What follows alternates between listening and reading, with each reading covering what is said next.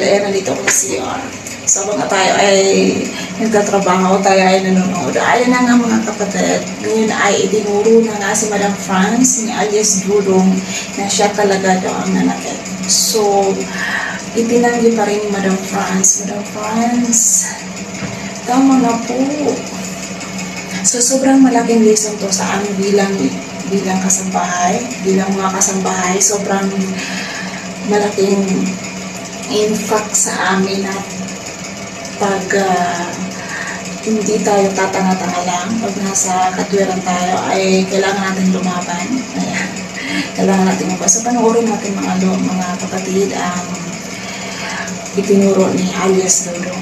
Sir, pwede ka ba tumayo dito para ituro sa mga miyembro ng komiting ito kung sino yung tinutukoy mo na amo mo na nanakit kay Manang LV? Pwede kang tumayo.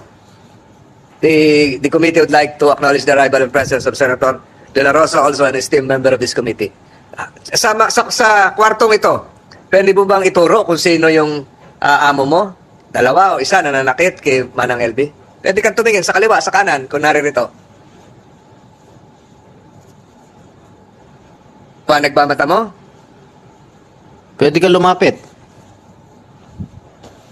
Halika, lumapit ka na lang.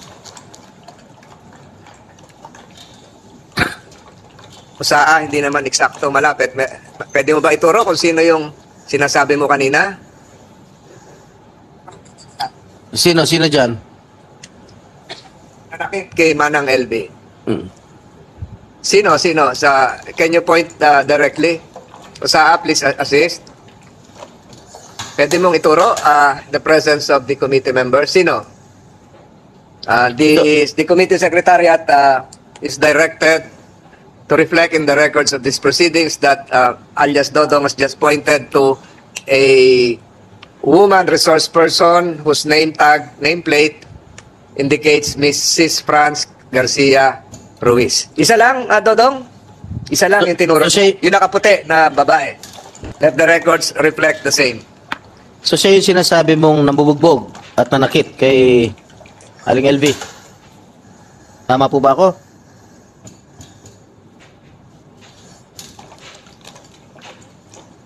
Mo na yung face mask.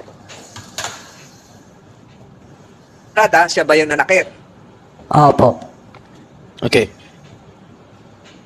Kasi merong sinasabi si Mrs. Ruiz noong nakaraang hearing na kaya nabulag si LV ay dahil sa pananakit ng kanyang kasamahan sa trabaho. Totoo ba ito? At isa ka ba sa tinutukoy ni Mrs. Ruiz na di umano'y nambugbog kay LV? Opo. Anong opo? Ikaw ba nang bugbog kay LV? Hindi po. Hindi.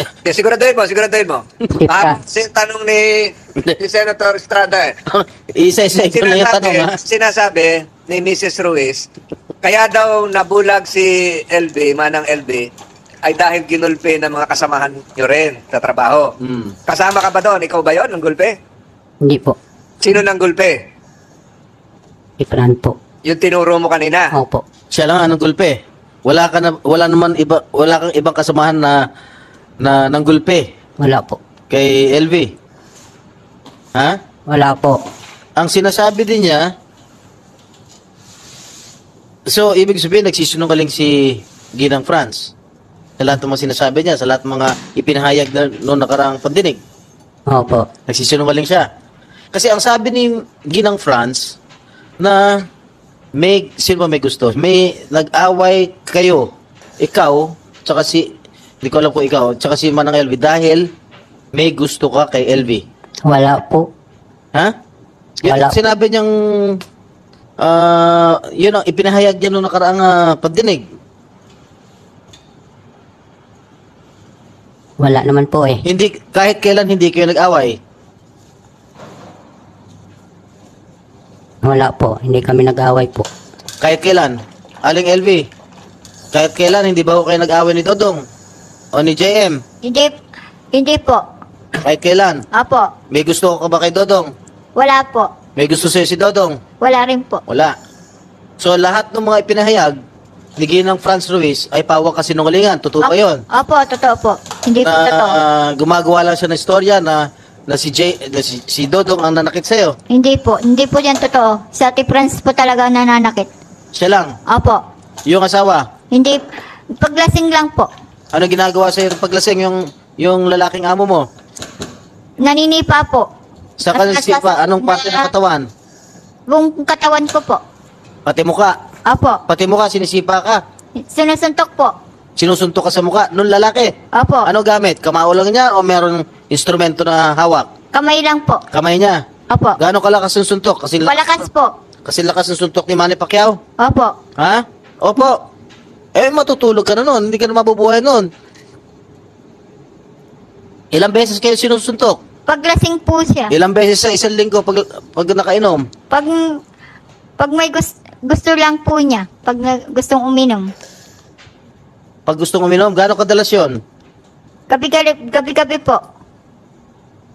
Gabi-gabi? O di araw-araw kang minamaltrato, sinusuntok, kung gabi-gabi siya nakainom? Minsan po hindi. Pag may sumpong lang po si kuya. Pag mainit ang ulo. Pag mainit ang ulo? Opo. So sa buong sinusuntok ka sa muka? Opo. Buong katawan ko nga po. Buong katawan? Opo. Okay. Si Aling LV, anong ginagamit na instrumento sa inyo? Nino po. Yung si Franz, yung babae, Kamay lang po. walang instrumento ginagamit. Wala po. Yung nung pumunta kayo sa CR, sa Inodoro, nilublub, ano ba? Inano ba yung mukha mo sa Inodoro? Opo, si Ate Lublog? Franz po yun. Ano ginawa? Sinubsob po niya po ako Sinubsob sa niya? pawl. Tapos, Tapos po inuuntog po sa dingding ng CR. yung ulo ninyo. Opo. Anong sinabi nyo? Nagmakaawa ba kayo? Sabi ko po, tama na te, tama na. Ano? Tuloy pa rin po siya. Tuloy-tuloy pa rin. Opo. Ilang minuto kang ginaganon sa CR? Marami na po. No, sa isang pangyayari. Sa CR po. Kaya nga, sa isang pangyayari sa CR, So katagal. gaano katagal? Kung sinusubsub yung mukha mo o inuntog yung ulo mo sa dingding, Yung pong subsub sa bowl, parang 5 minuto po. yung paguntog sa dingding, Wala pong tigil. Hanggang dumugo po yung ulo ko.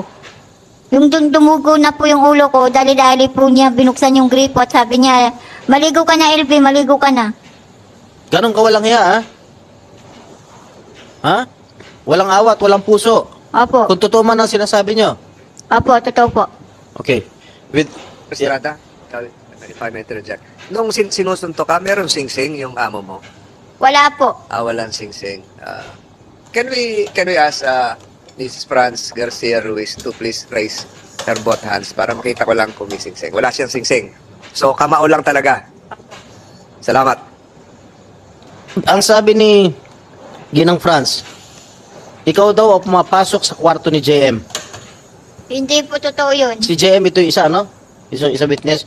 JM, totoo ba pinapasok ni LV sa kwarto? Hindi po. Kahit kailan? Hindi po. Ikaw ba may gusto kay LV o vice versa? Wala po. Wala. So, pawang kasinungalingan natin sinasabi na hayag ni Ginang Franz sa nakarang pandinig. Apo.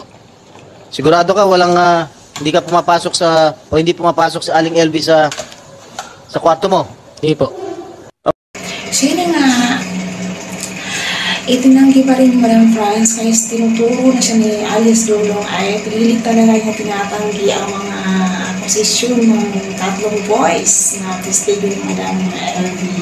So habang natin mga kapatid ang susunod na mangyayari, kasi lie detector siya ni Senator Rafi. So ayun nga, pag may katwiran, ipaglaban mo. Ay, Diyos ko, nalulungkot ako kay Ate LV. Sobrang lungkot talaga. Nararamdaman ko yung sakit. Diba? So, ayun nga, lahat ng mga kasabahay, mga kapwa ko kasabahay, huwag kayong matakot na lumaban. Kung sinasaktan tayo, kailangan natin lumaban at huwag tayong magpape. Ayan. Thank you for watching.